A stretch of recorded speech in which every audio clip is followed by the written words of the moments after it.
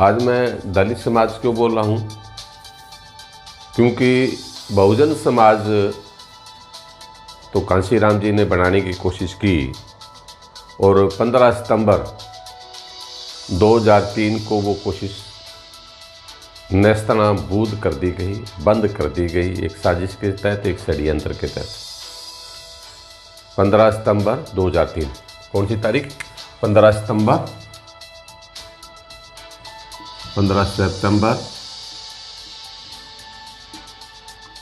2003 को, ये तारीख है 15 सितंबर 2003 को जो बहुजन आंदोलन जो चल रहा था, बहुजन समाज बनाने की जो कोशिश की जा रही थी, जिस शख्सियत ने, साहब कांशीराम जी ने, वो 15 सितंबर 2003 को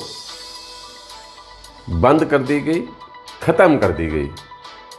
इसलिए मैं आज आपको बोल रहा हूँ, दलित समाज के दलदल में फंसे हुए दलितों, क्योंकि जिस ब्राह्मणवादी व्यवस्था के खिलाफ आपकी लड़ाई है, उनके लोग केवल इशारों में समझ जाते हैं और आप लोगों को सीधा सीधा बताया जाता है तो आपको समझ में नहीं आती। हमारी मानसिकता इतनी दब्बू किस्म की है कि हम अपनी बात ना तो कहना चाहते हैं, ना हम सुनना चाहते हैं। लेकिन आज हम अगर ये बात लिख रहे हैं, बोल रहे हैं, तो इसका वजह क्या है? इसके ऊपर आज हमें चर्चा करने की ज़रूरत क्यों है? ज़रूरत इसलिए आन पड़ी, कभी पिछले वीक दलित नेत्री, बहुजन नेत्री तो मैं नहीं कहूँगा, जो ब्राह्मणों के गुलाम है मायावती, उसने अभी स्टेटमेंट जारी की राज्यसभा चुनाव, उत्तर प्रदेश में राज्यसभा चुनाव के दौरान। समाजवादी पार्टी पे उसने जो भी आरोप लगाए, वो उन दोनों ने मिलकर चुनाव लड़ा, अखिलेश ने, मायावती ने, उसने जो आरोप लगाए वो मैं दोहराना नहीं चाहूँगा। उसने कहा कि मैं एमएलसी चुनाव में, MLC member of legislative council Uttar Pradesh में है, हरियाणा, पंजाब, राजस्थान में वो परिषद नहीं है, राज्य विधान परिषद नहीं है। उस चुनाव में भारतीय जनता पार्टी को वोट दूंगी, वोट डलवाऊंगी, उनके उम्मीदवारों के लिए प्रचार करूंगी या वोट दूंगी, ये बात उसने सीधे कही। ये कोई पहली बार नहीं कहा उसने। मायावती का ये खेल सन 2003 से 2002 से ही पुराना चल रहा है। वैसे तो इसकी शुरुआत जून 1995 से पहले ही हो चुकी थी, जो चेन्नई के एक होटल में साहब कांशीराम जी को मायावती जी ने लाल कृष्ण आडवाणी और मुरली मनोहर जोशी जी से मिलवाया था। साहब कांशीराम जी को मुंबई से चेन्नई के होटल में लेके आई और कहा कि मैं आपको एक दो विशेष लोगों से मिलवाना चाहती हूँ। तो साहब कांशीराम जी को इस बात का पता नहीं था कि मायावती किससे मिलवाना चाहती है, नाम नहीं बताया। और जब वो होटल में आगे आके बैठे तो देखा वहाँ आडवाणी जी और जोशी जी बैठे हैं। तो साहब ने कहा कि इन लोगों से मिलने के लिए तू मुझे यहाँ तक लेके आई है? ये लोग तो मेरे यहाँ तलवे चाटते थे, मेरे यहाँ आते जाते थे, और मुंबई से तू लेके चेन्नई तक यहाँ। तो ये साहब ने खुद ये बातें कही हुई है। और उस वक्त जब साहब उन्होंने कहा कि ये मुझे मुख्यमंत्री बनाना चाहते हैं उत्तर प्रदेश का, तो आप इस बात को मान जाए, तो साहब ने साफ मना कर दिया। कांशीराम जी ने कहा नहीं, भारतीय जनता पार्टी के साथ मिलके ये सरकार मैं चलाने के मूड में नहीं हूँ। तो मायावती जी ने उस वक्त जिंक सल्फेट, चूहे मारने वाली दवाई जो है, थोड़ी सी मुंह के लगा ली, झाग झूक पड़ा, तो 2-3 दिन साहब को परेशानी भुगतनी पड़ी। और लास्ट में ये 30-31 मई की घटना है जो चेन्नई में, वो चीज़ें ऑन रिकॉर्ड है चेन्नई के होटल का ये सारी चीज़ें ऑन रिकॉर्ड अगर कोई दिया कि ठीक है इसे बदनामी होगी, ये चीज़ें अगर बाहर निकलती है।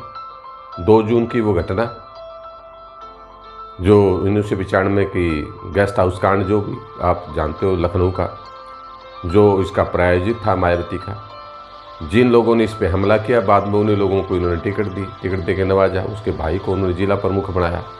जिन लोगों ने हमला करने का यादव के ऊपर ये आरोप था, ये चीज़ें आप जो ओपन सच है वो आप देख सकते हैं। तो उसके बाद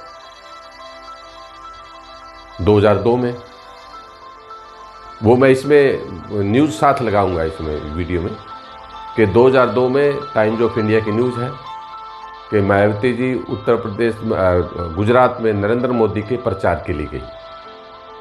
जब ये मुख्यमंत्री थी, भारतीय जनता पार्टी और बहुजन समाज पार्टी की मिलीजुली सरकार थी।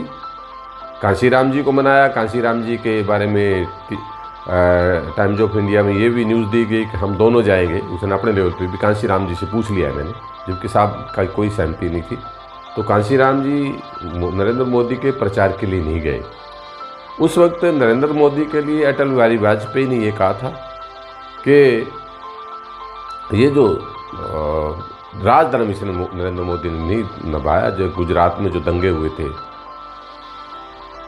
जो कांड इसने किया था, सारी दुनिया इसको जानती थी। तो वहाँ मायावती जी ने मौके पे वहाँ कहा, दो जनसभाओं में वहाँ भारतीय जनता पार्टी की स्टेज पे गई, आडवाणी उस स्टेज पे है, सबको है।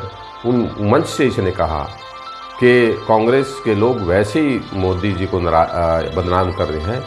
मोदी तो बहुत ही इनोसेंट है, इस मामले में मोदी का कोई हाथ नहीं है। ये सन 2002 से कहती आ रही थी।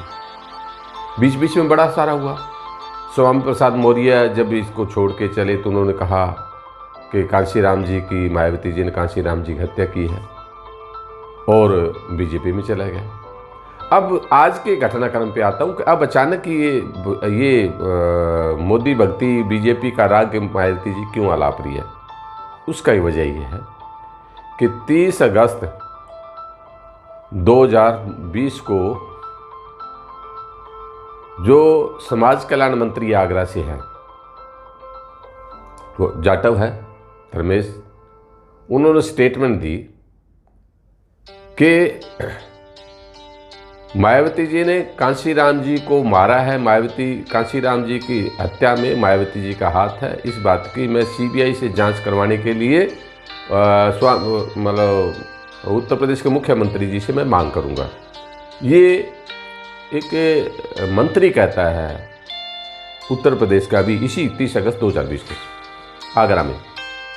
उसकी मैं इसमें लिंक दे रहा हूँ, उसके अंदर लिंक दे रहा हूँ, आप इसमें पढ़ सकते हैं। सबसे पहले जिस व्यक्ति पर आरोप था कि साहब कांशीराम जी को 14 सितंबर रात को या 15 सितंबर मॉर्निंग में जिस व्यक्ति ने जहर दिया चाय में, उसका नाम अम्बेथ राजन का उसमें नाम आया था।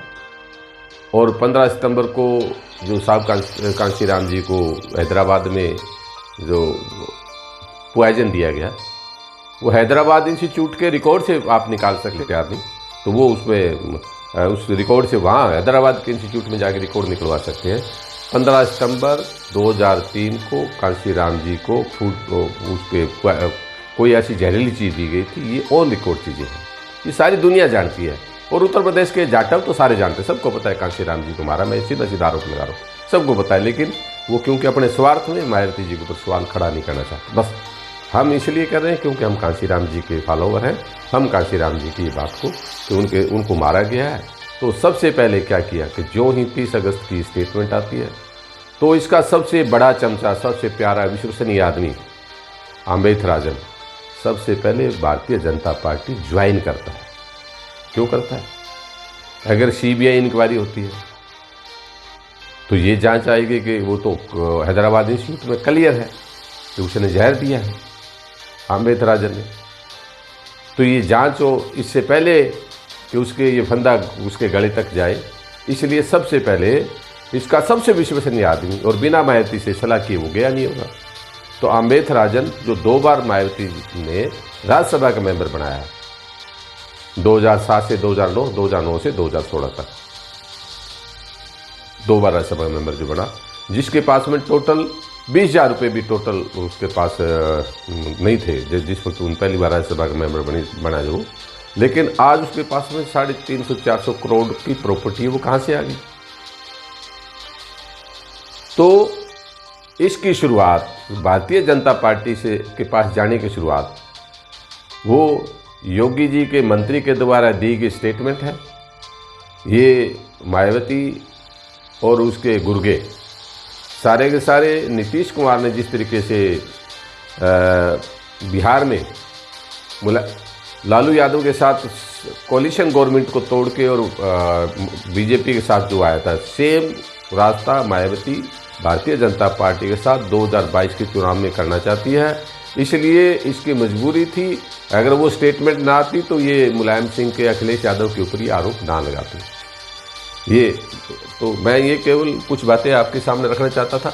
तो अब है क्या इसमें, कुछ आपको बताना चाहता हूँ कि बहुत से लोग जो हमारे जो नौसिखी हैं या जो कांशीराम जी के मूवमेंट के बाद पैदा हुए हैं या जिनके अंदर समझ 2003 के बाद पैदा हुई है। सबसे पहले मायावती जी ने 2003, 2002 और 2003 में कैडर कैंप बंद करवाए। 2002 में जब इनकी सरकार थी तो सबसे पहले उन लोगों के खिलाफ FIR हुई जो तीसरे आज़ादी फिल्म दिखा रहे थे और जो कैडर कैंप लगा रहे थे। ये उत्तर प्रदेश में बहुत से ऐसे लोगों का आपको पता चल जाएगा। तो ये जो 2002 के और 2007 में 2 बार मायावती जी ने SC एक्ट को कमज़ोर करने की कोशिश की। ये किसके इशारे पर हुआ?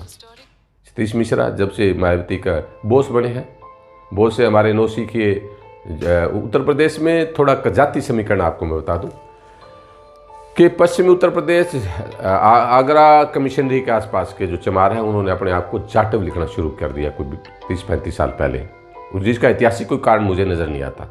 इतिहास में इसका कोई वर्णन नहीं है कि क्यों उन्होंने जाटव लिखना शुरू किया। वैसे स्वतंत्र है कोई भी आदमी अपने आप को मेघवाल लिखे, जाटव लिखे, कुछ भी लिखे, लेकिन जो लोग जाटव लिखते हैं वो मायावती जी का समर्थन करते हैं, जो जाटव नहीं लिखते वो कांशीराम जी को समर्थन करते हैं। तो पूर्वी उत्तर प्रदेश के लोग आज भी ये मानते हैं कि मायावती जी ने कांशीराम जी को मारा, इसलिए वो लोग मायावती जी के कट्टर समर्थक नहीं है, जाटव कट्टर समर्थक थे। और आपने देखा होगा कि अगस्त के अंदर ही एक जाटव वीर ने मायावती का वो फोटो जलाया।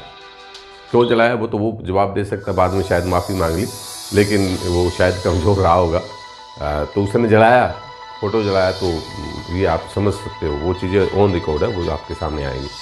तो अब जो लोग ये कहते हैं कि हमारी अम्बेडकरवादी एक ही पार्टी है, एक और दल्ला है इसका जो कहता है जी आप BSP के बारे में ऐसी बातें मत बोलो, केवल एक मात्र जो है अम्बेडकरवादी पार्टी है। मैं उस दल्ले की बात, इस टाइप के और बहुत से दलाल हो सकते हैं, उनकी बात को जवाब देने के लिए मैं यहाँ एक फॉर्मेट, उस फॉर्मेट के अनुसार दुनिया के जितने भी रिवोल्यूशन हुई है, क्रांतियाँ जिन जिन देशों में हुई है, उन क्रांतियों के जो आधार है, जो उन जिस देश में जब भी कोई क्रांति होगी उस क्रांति का आधार क्या है, उसका मैं सबसे पहले लॉ ऑफ रिवोल्यूशन, क्रांति के नियम क्या है, ये दुनिया के अंदर क्रांति के नियम क्या है, ये मैं नहीं कह रहा, जितने भी पॉलिटिकल और सामाजिक जिन्होंने क्रांतियाँ की है, चाहे वो कार्ल मार्क्स है, कॉमरेड लेनिन है, हेगेल है, अर्नेस्ट चे गुवेरा है, या माओ से तुंग है, या आपके भारत के जो है बाबा साहब के, सब इन क्रांति के फार्मूला, साहब कांशीराम जी ने जो क्रांति का फार्मूला दिया वो ये दिया था। तो सबसे पहले क्या क्या, किसी भी देश में जब क्रांति होती है तो क्रांति करने वाला एक नेता होता है, नेता जो होता है वो क्रांतिकारी, आइडियोलॉजी उसकी होती है, तो आइडियोलॉजी ऑफ लीडरशिप। तो अब लीडरशिप तो है नहीं, केवल एक है, एक मायावती है, नेता है, तो उसकी विचारधारा क्या, आइडियोलॉजी क्या है, यानी इसमें अगर हम जाते हैं कि मायावती की आइडियोलॉजी क्या है, विचारधारा क्या है, तो उसमें सबसे बड़ी बात ये है कि आइडियोलॉजी में, मायावती की आइडियोलॉजी में, आइडियोलॉजी ऑफ लीडरशिप, तो आइडियोलॉजी क्या है,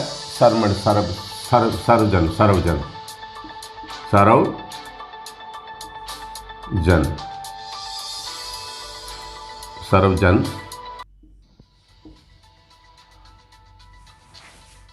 ये जो मायावती जी की आइडियोलॉजी है, सर्वजन और कांशीराम जी की जिसने पार्टी बनाई थी उसके क्या, बहुजन। बहुजन बहुजन उनकी आइडियोलॉजी क्या थी, बहुजन थी। और ये इसकी आइडियोलॉजी क्या है, सर्वजन। तो आइडियोलॉजी ऑफ लीडरशिप, तो लीडरशिप की आइडियोलॉजी क्या है, ये पहला नियम है।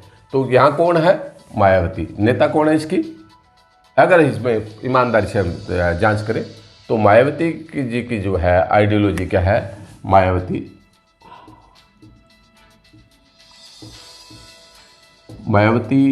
की जो आइडियोलॉजी वो क्या है, अम्बेडकर नहीं है। अम्बेडकर का नाम लेती है वोट चोरी करने के लिए, अम्बेडकर नहीं है इसकी आइडियोलॉजी। तो क्या है, कौन है, सर्वजन है। सर्वजन का मतलब ब्राह्मण।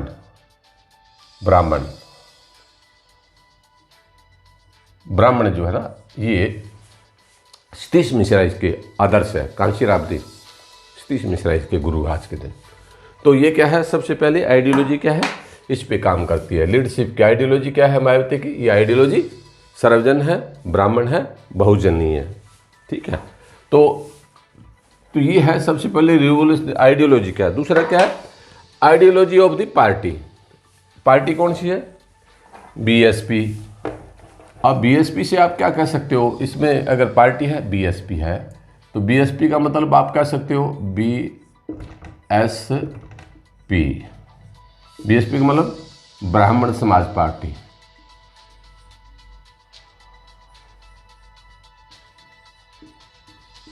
ब्राह्मण समाज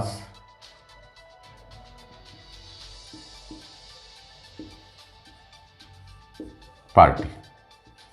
आज के दिन इसका मतलब ये है, ब्राह्मण समाज पार्टी। इस बीएसपी का मतलब ब्राह्मण समाज पार्टी, जो कांशीराम जी की बीएसपी, मैं ये नहीं मानता अब खुद कांशीराम जी की बीएसपी है। तो इसकी आइडियोलॉजी क्या है, आज इसकी आइडियोलॉजी जो है परशुराम की आइडियोलॉजी। परशुराम के बड़े बड़े स्टैचू लगाने की बात कर रही है। तो आपने अभी देखा होगा एक अगस्त के महीने में जो इसने घोषणा की कि हर चौक चौराहे पे बहुजन समाज पार्टी का राज आएगा, तो परशुराम के जो है स्टैचू लगाई जाएगी, बड़ी बड़ी स्टैचू 120 फीट ऊंची स्टैचू लगाई जाएगी। तो इससे आप समझते हो कि ब्राह्मण समाज पार्टी है ये, क्योंकि परशुराम की जो फोटो लगाए। परशुराम कौन है वो तो आपको पता होगा। परशुराम कौन है, परशुराम जो है पुष्यमित्र शुंग है, पुष्यमित्र शुंग। और पुष्यमित्र शुंग कौन है, पुष्यमित्र शुंग। पुष्यमित्र शुंग कौन है, पुष्यमित्र शुंग कौन है, मायावती के दलालों आपको मैं बता दूं, पुष्यमित्र शुंग ही राम है। और पुष्यमित्र शुंग ने किसका हत्या की थी, हमारे किसको, बरदत्त मौर्य जो हमारे सम्राट अशोक के पड़पोते थे, उसकी हत्या किसने की, पुष्यमित्र शुंग की। जिसने हमारे दादा को मारा, जिसने हमारा राजपाट छीना, पुष्यमित्र शुंग ने, परशुराम ने। उसकी स्टैचू 120 फीट की स्टैचू मायावती जी लगाएंगे। तो आप बताओ, आप शाणे हैं, आप बताइए कि वो बीएसपी ब्राह्मण समाज पार्टी और परशुराम के आदर्शवादी अंबेडकर का तो नाम लेती है, काम किसके लिए करेगी, परशुराम के लिए करेगी। किसके लिए करेगी, सतीश मिश्रा के कहने से करेगी। तो आप कैसे कह सकते हैं कि ये नेता आपकी है।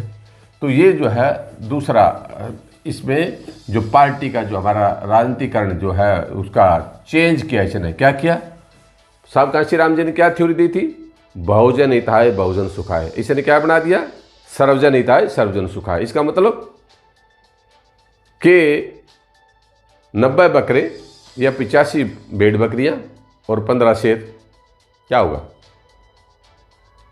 शेर खा जाएंगे। यानी शोषक और शोषित दो इकट्ठे नहीं हो सकते, दोनों का वेलफेयर एक पार्टी नहीं कर सकती।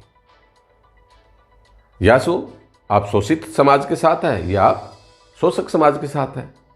तो आप तो सतीश मिश्रा के कहने से काम करती है, आप सतीश मिश्रा के। इसलिए मैं नहीं मानता कि आप जो है ना इस पार्टी के बीएसपी के जो है पार्टी जो है आइडियोलॉजी बीएसपी की, आज जो आइडियोलॉजी बीएसपी की, वो बीएसपी की आइडियोलॉजी आज के दिन कौन सी है, ब्राह्मण समाज, ब्राह्मणवादी है। तो दूसरा जो पार्टी का दूसरे नंबर पे यानी लॉ ऑफ रिवॉल्यूशन। एक नंबर पे क्या है, आइडियोलॉजी क्या है उस नेता की, लीडरशिप की, उनके नेताओं की। तो इस लीडरशिप में एक से ज़्यादा नेता है। लीडरशिप का मतलब एक से ज़्यादा नेता, एक से ज़्यादा नेता जो है वो लीडरशिप में काउंट होते हैं। तो यहाँ तो अकेली है, अगर दूसरा कहें तो दूसरा नंबर का कोई व्यक्ति है तो सतीश मिश्रा है। तो दोनों की विचारधारा क्या है, आइडियोलॉजिक है, ब्राह्मणवादी है। पार्टी की विचारधारा क्या है, अम्बेडकरवादी पार्टी थी, महापुरुषों के द्वारा बाबा साहब के विचारधारा बनाई हुई पार्टी थी, जो आज ब्राह्मण समाज पार्टी बन गई है।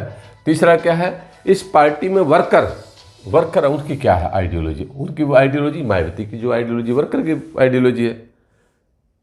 जैसा राजा वैसी प्रजा, जैसा नेता वैसे कार्यकर्ता। तो आप भी जो आप लोगों को ठगते हो, बेवकूफ़ बनाने की कोशिश करते हो, आपकी नियति भी, आप भी तो ब्राह्मणवादी हो गए हैं।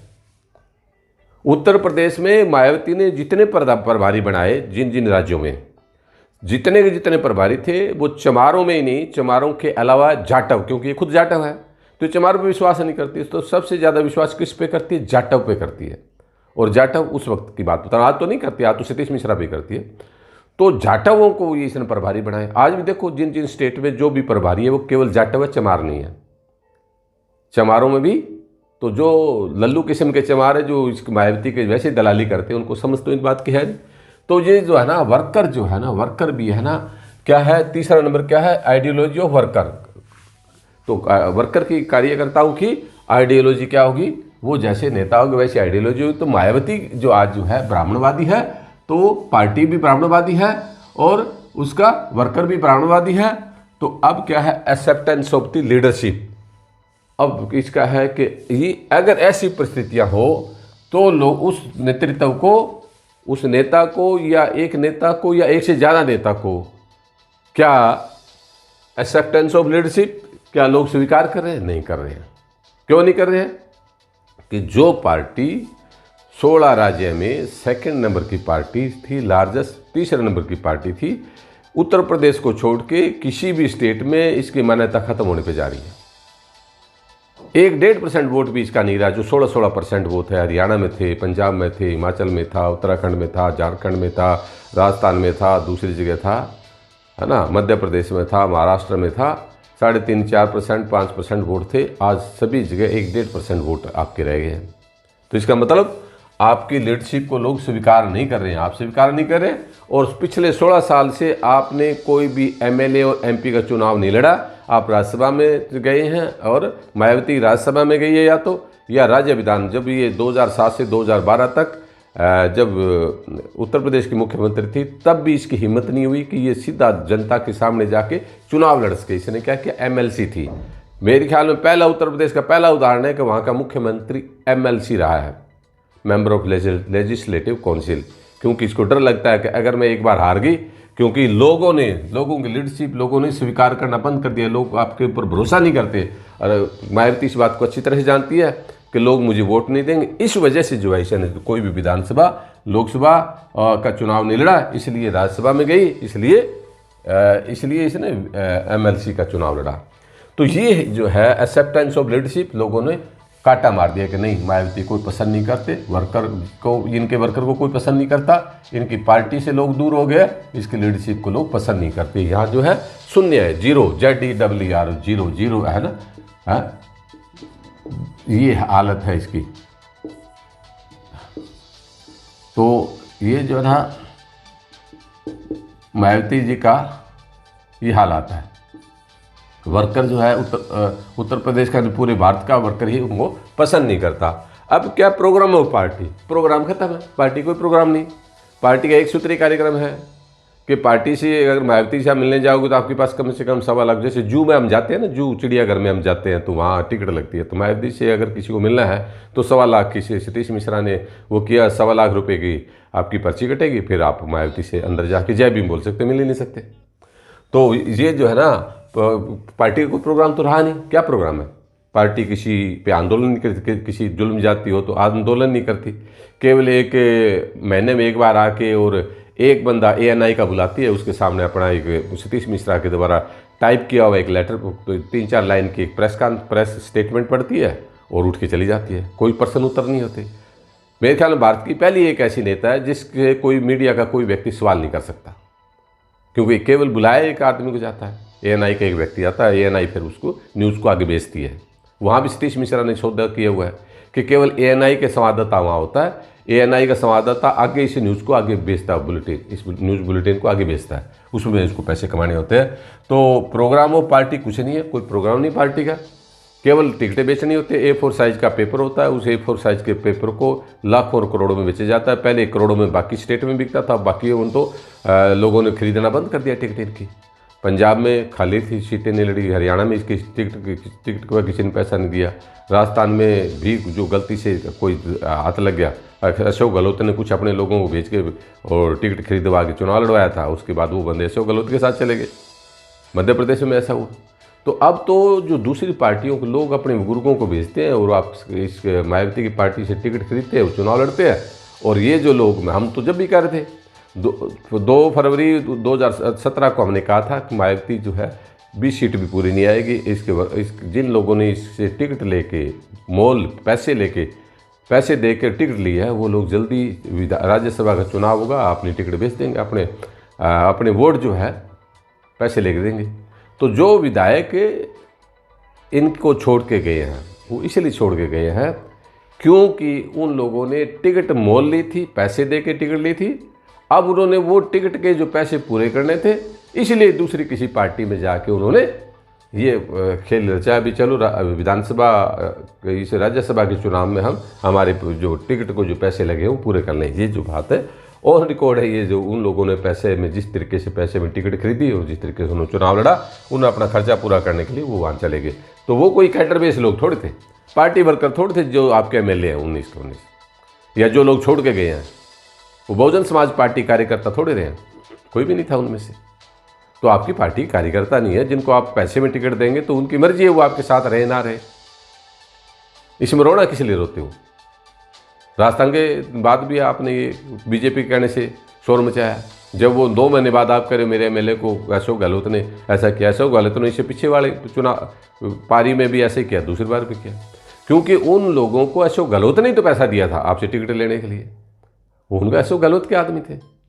तो क्या ये समाज के लोग, सोशल मीडिया जब से आया है, हमारे समाज के लोग बेवकूफ़ अब ज़्यादा देर नहीं बना सकते आप।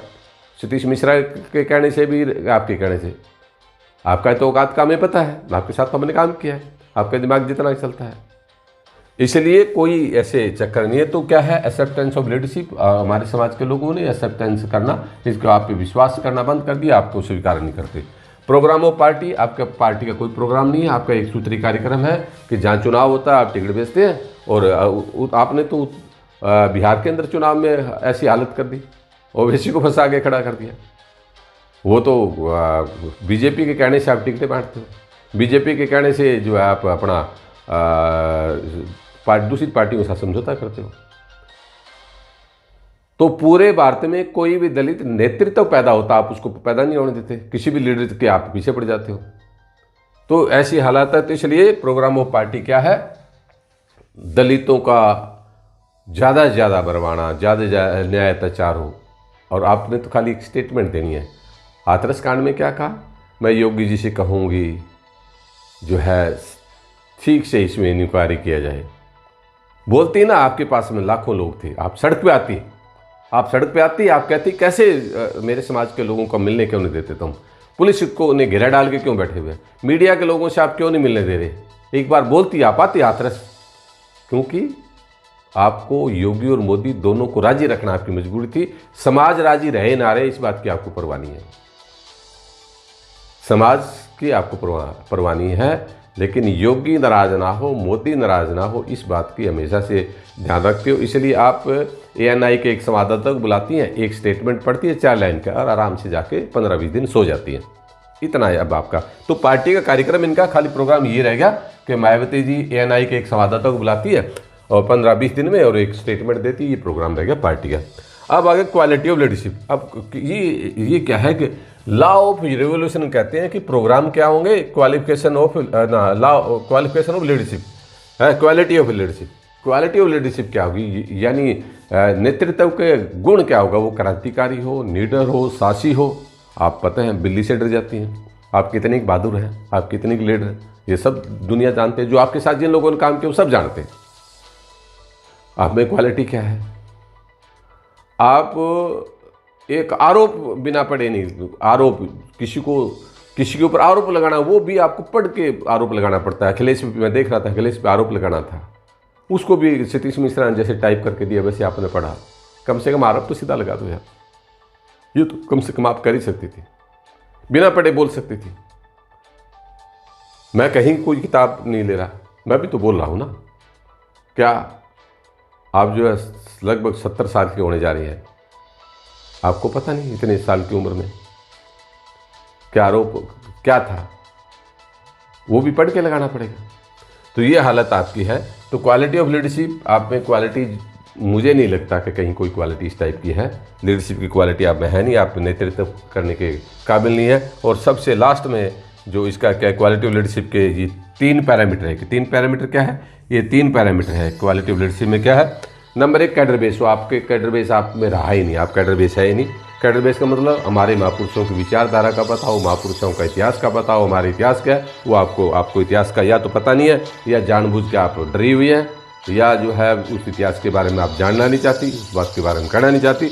तो कैडर बेस हो तो कोई भी पार्टी, कोई भी कार्यकर्ता, कोई भी नेता, उसका जो है कार्यकर्ता का, नेता का और पार्टी का ये लीडरशिप, पूरी लीडरशिप के भी एक है ना, कांशीराम जी ने दिया था कि नंबर 1 उसकी पार्टी का कार्यकर्ता कैडर बेस हो, उसका हमारे इतिहास का, हमारे समाज का कैसी परिस्थितियाँ रही, किन कारणों से रही, वो सारी बातों को उसको पता हो, वो कैडर बेस हो। नंबर 2 ब्रॉड बेस हो। ब्रॉड बेस का मतलब एक ऐसी जाति का व्यक्ति हो जिसका हर देश के हर गांव में, हर कोने में वो जाति के वोट मिलते हो, जाति के कार्यकर्ता हो। आप तो जाटव है, चमार तो है नहीं, आप चमारों से नफरत करती हैं, तो आप तो कहते आप तो ब्रॉड बेस नहीं रही। जो चमारों के अंदर भेद करती है। कांशीराम जी ने तो जाति तोड़ो समाज जोड़ो की बात की। 6743 जातियों को बाबा साहब ने, मैं इसमें थोड़ा आगे बात कहूँगा। तो आप ब्रॉड बेस नहीं है, आप ब्रॉड बेस है ही नहीं, क्योंकि आप तो जाटव हैं, आप चमार भी नहीं है। तो आपका जाटव तो उत्तर प्रदेश के ही एक 5-4 डिस्ट्रिक्ट में, बाकी जगह था ही नहीं। आप ब्रॉड बेस नहीं है। तो इसी चीज़ क्या है, मास बेस नहीं है। मास बेस का मतलब ये होता है कि जिस जाति के आप नेता हैं उस जाति के सभी लोग आपको पसंद करते हो, या जिस जाति के, जिस वर्ग के आप नेता हो। ये रिवोल्यूशन साहब कांशीराम जी ने कहा कि ब्रॉड बेस यानी उस जाति के अंदर पैदा होकर और जाति के बाकी लोग आपको पसंद करते हो। तो आपको जो है उत्तर प्रदेश, पंजाब, हरियाणा, राजस्थान, उत्तर प्रदेश के कुछ एरिया को छोड़ के, जाटवों को छोड़ के बाकी चमार आपसे नफरत करते हैं, इग्नोर नहीं करते, नफरत करते हैं कि आपने कांशीराम जी को मारा। तो इसलिए आप मास बेस भी नहीं है, मास बेस भी आप नहीं है। तो ये सारी चीज़ें जो है ना, आप इस पैरामीटर पे जो लोग मायावती जी को, या कुछ लोग ये कहते हैं कि हमारी एक पार्टी है, हमारी एक नेता है, कुछ लोग इस बात की दुहाई देते हैं कि आप उसकी सोशल मीडिया पे आप आलोचना ना करो, है। तो ऐसे कुछ लोग हैं जो दलाल किस्म के हैं, या आपके किस्तों पे, आपके चंदे पे वो लोग काम करते हैं। उन्होंने आपके चंदे पे संगठन बना के चला रहे हैं। आपने कुछ ऐसे लोगों को पार्टियां में बनवाई है। आपने ऐसे लोगों को जो दूसरी पार्टियां कुछ लोग बना के कोशिश करते चलाने की, तो आप कुछ ऐसे लोगों के द्वारा जो है उनके अंदर अपने दलाल बेच के उस पार्टी को, संगठन को खराब करते हैं। आप ऐसे लोग, ऐसे बहुत से लोग हैं। ज़रूरत पड़ी अगर कोई जानना चाहे तो मैं उनका नाम दे दूँगा, लिस्ट दे दूँगा कि मायावती के दलाल कौन कौन है जो उससे पार्टी से बाहर निकले हुए नज़र आते हैं, लेकिन वो मायावती से चंदा लेके और हमारे जो राजनीतिक संगठन जो मायावती के खिलाफ समाज के लिए खड़े होने की कोशिश करे, उनको आके वो खराब करते हैं, उनके बीच में शामिल होते हैं। वो मायावती के बारे में पहले थोड़ी सी बुराई करते हैं और उसके बाद मायावती के साथ जाके खड़े हो जाते हैं। तो ये आज केवल इतना ही कि मायावती सन 2002 से ही नहीं, मायावती 1995 से मोदी के साथ, आरएसएस के साथ, मोहन भागवत के साथ, बीजेपी के साथ मिली हुई थी। अब लोगों को पता लगा, जो हम लगातार 95 से बोल रहे थे कि मायावती भारतीय जनता पार्टी की बी टीम है, बीएसपी भारतीय जनता पार्टी की बी टीम है, मायावती भारतीय जनता पार्टी के रहमो करम पे चल रही है। इसलिए कि हमें कोई अफसोस नहीं हुआ या हमें कोई इस बात की कोई हैरानी नहीं हुई। बहुत से ऐसे लोग थे जो सोशल मीडिया पे बड़ा कुछ आ रहा है, बहुत से इसके दलाल किस्म के लोग हैं टटपूंचे टाइप के लोग, उनको कुछ पता ही नहीं, वो इसके बारे में लिख रहे हैं, अपना तर्क दे रहे हैं। तो बस आज इतना ही कि मायावती ने, भारतीय जनता पार्टी की वो ऑलरेडी बी टीम थी, ये अच्छा काम हुआ। मैं धन्यवाद देता हूँ जो राज्य मंत्री जो है उत्तर प्रदेश के, जिन्होंने ये कहा कि कांशीराम जी की हत्या मायावती ने की है, इसकी जांच हम करवाएंगे। जिस डर के मारे मायावती खुल के सामने आ गई कि नहीं, मैं तो अखिलेश के इसके साथ नहीं हूँ, मैं तो बीजेपी में हूँ, इन्हें बीजेपी शरणम गच्छामी, योगी शरणम गच्छामी, मोदी शरणम गच्छामी। तो ये इस चक्कर में जो है मायावती वहाँ चली गई है, इसकी हिम्मत नहीं है, ये उसके खिलाफ लड़ नहीं सकती। कांशीराम जी के रहते थोड़ी दबंग थी, क्यों कांशीराम जी सिर पे थे। अब सतीश मिश्रा इसके बॉस है, तब साहब कांशीराम इसके बॉस थे, तो कांशीराम जी के होते ही अच्छा बोलती थी, क्योंकि पता था कोई गलती कर भी देगी तो साहब संभाल लेंगे। अब क्योंकि अगर इसको पता है कि अब तुमने कोई गलती की तो सतीश मिश्रा और ज़्यादा ब्लैकमेल करेगा। तो फिलहाल सतीश मिश्रा जो है मायावती को जो है अपने तरीके से चला रहे हैं। आप सब देखते हैं, सोशल मीडिया ही नहीं, राजनीतिक सारी दुनिया जानती है। बस समझदार को इशारे काफ़ी है। मैंने काफ़ी कुछ खुल के बोल दिया। एक दो दिन में फिर इस विषय में आगे कुछ एक दो वीडियो डालेंगे। एक दलाल और गमछा डाल के, नीला से गमछा डाल के और पैदा हुआ है, उस दलाल के भी पोल खोलेंगे 2 दिन में कि वो किस तरीके से दलाली कर रहा है बीजेपी की, और किस तरीके से जो 300 गाड़ियों का काफिला लेके घूम रहा है, उस दलाल की भी पोल खोलेंगे। तो अगले वीडियो में हम देखेंगे। तो ये हम क्योंकि बामसेप के लोग हैं, कांशीराम जी के बामसेप के लोग हैं और कांशीराम जी के द्वारा तैयार किए हुए लोग हैं, हमें समाज को सच सच बताना जरूरी है। कांशीराम जी ने कहा था, अगर कोई मेरा कार्यकर्ता कुछ नहीं कर सकता तो केवल एक काम कर दे कि समाज को सच बता दे, बस केवल मैं वही काम कर रहा हूँ। जो 9 अक्टूबर को निगमबोध घाट पे कांशीराम जी के डेड बॉडी को लावारिस लाश की तरह जलाया जा रहा था, और उस वक्त हमने कांशीराम जी के जलती हुई चिता के सामने हाथ ऐसे करके कसम खाई थी कि हम आपकी विचारधारा को मरने नहीं देंगे, आपकी विचारधारा को डूबने नहीं देंगे, आपकी विचारधारा के साथ सौदा नहीं करने देंगे। जो लोग कहते हैं मैं तो कांशीराम जी की बात करता हूँ, कांशीराम जी की विचारधारा की बात करता हूँ, तो ऐसे दलालों का 1-2 दिन में फिर अगले वीडियो में पर्दाफाश करेंगे। तो अब ये कार्यक्रम साहब कांशीराम जी ने 2003 में लास्ट जब उनको किडनैप किया कांशीराम जी का, उन्होंने बंद कर दिया था, घर में कैद कर दिया था, उससे लास्ट भाषण जो था पर्दाफाश रैली, तो हम भी वही काम करने जा रहे हैं कि दलालों का पर्दाफाश। आज का हमारा मकसद कि दलालों का पर्दाफाश। बस आज के वीडियो में इतना ही, नेक्स्ट वीडियो में फिर हम चर्चा करेंगे। जय भीम, जय भारत। आप मेरी बात आपको पसंद आए इसमें कमेंट करें, ना पसंद आए तो भी कमेंट करें। आपके कमेंट्स का अगले वीडियो में मैं जवाब दूंगा।